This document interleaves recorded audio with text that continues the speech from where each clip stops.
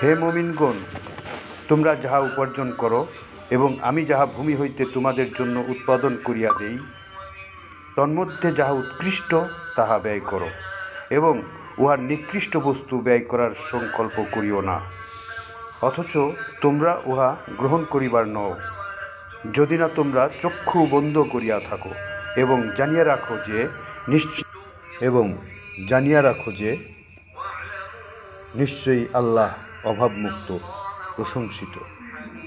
সূরা বাকারা number 2, আয়াত number 267। সুবহানাল্লাহ, আলহামদুলিল্লাহ, আল্লাহু আকবার।